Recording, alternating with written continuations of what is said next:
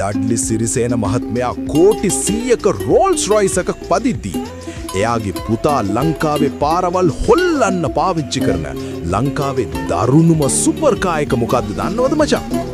ඊ තමයි ලංකාවේ දැනට තියෙන වේගවත්ම සහ බලගතුම හයිපර් කාර් එක වෙන Ferrari SF90 Spider එක. ලංකාවේ සාමාන්‍ය මිනිස්සු මේ වාහනය ගැන කිසිම දෙයක් නොදන්නවා වුණාට මේක Ferrari සමාගම හදපු ප්‍රථම plug-in hybrid all-wheel drive සුපිරි මැෂින් එකක්. මේකේ ඇතුලේ තියෙන 4.0 ලීටර් twin turbo V8 එන්ජිමයි ඉලෙක්ට්‍රික් මෝටර්ස් තුනයි එකතු වුණා.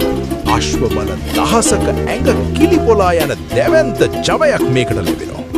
තප්පර 2.5ක් වෙනි කෙටි කාලයකින් බිඳුවේ ඉඳන් 100 දක්වා වේගවත් වෙන්න පුළුවන් මේ ස්පයිඩර් වර්ෂන් එකේ වාහනය තප්පර 14කින් සම්පූර්ණයෙන්ම අරින්න පුළුවන් විදිහටයි නිපදවලා තියෙන්නේ. හැබැයි මචං ලංකාවේ වාහනවලට ගහන දාර ටැක්ස් සෙල්ලම නිසා මේ වගේ ලෝක මට්ටමේ සුපිරි ඉතාලි මැෂින් එකක් ලංකාවේ පාරකට පස්සන්න රුපියල් කෝටි 30 ගණනක දැවැන්ත මුදලක් වියදම් කරන්න සිද්ධ වෙනවා. ඩඩ්ලි සිරිසේන මහත්මයාගේ රෝල්ස් රොයිස් ෆැන්ටම් එක තනිකරම මාලිගාවක් වගේ අති සුපිරි ලක්ෂරි වයිබ් එකක් දෙද්දී පුතා පදින මේ SF90 ස්පයිඩර් එකෙන් ලැබෙන්නේ ෆෝමියුලා 1 රේස් කාර් එකක වගේ දරුණු ට්‍රැක් පර්ෆෝමන්ස් එකක්.